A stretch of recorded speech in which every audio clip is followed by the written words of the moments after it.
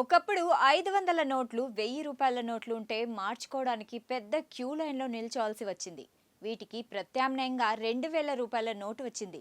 ఇది వచ్చినప్పుడే దీని కాలం ఎక్కువ రోజులు ఉండదు అని అనుకున్నారంతా. అందుకే ప్రజలు ఈ 2000 నోటును ఎక్కువగా తమ వద్ద ఉంచుకోలేదు కూడా. ఉన్నవారు కూడా మార్చుకున్నారు.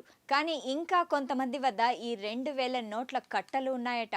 వాటిని కూడా మార్చుకోవాలి అనుకుంటున్నారా? 2000 రూపాయల నోట్లను మార్చుకోవడానికి అక్టోబర్ 7, 2023 వరకు మాత్రమే సమయం ఉండేది. ఈ సమయంలోనే నోట్లను మార్చుకున్నారు కొందరు. ఆ గడువు ఎప్పుడో ముగిసిపోయింది కూడా. ఇంకా కొంతమంది దగ్గర మిగిలి ఉన్న నోట్ల కోసం ఆర్బీఐ మరోసారి అవకాశాన్ని ఇచ్చింది. అయినా బ్యాంకులో డిపాజిట్ చేసుకోవడానికి సమయం కూడా అయిపోయింది.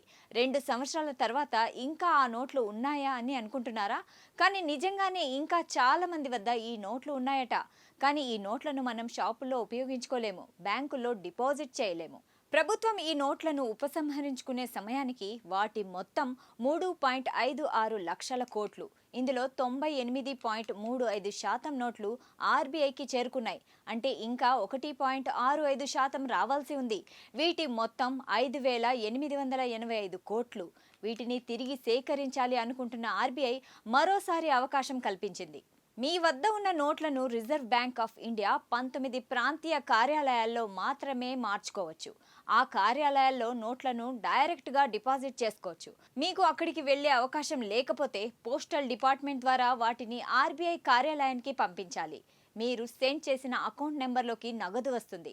మరి ఇంకా ఎందుకు ఆలస్యం? మీ వద్ద కూడా 2000 నోట్లు ఉంటే వెళ్ళి వెంటనే మార్చేసుకోండి లేదా పోస్ట్ చేసేయండి.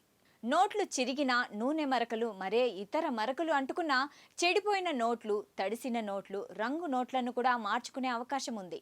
ప్రభుత్వ bank, private bank, currency chest వంటి శాఖల్లో మార్చుకోవచ్చు. ఆర్బీఐ జారీ కార్యాలయానికి తీసుకుని వెళ్ళి కూడా మీరు ఈ నోట్లను మార్చుకోవచ్చు.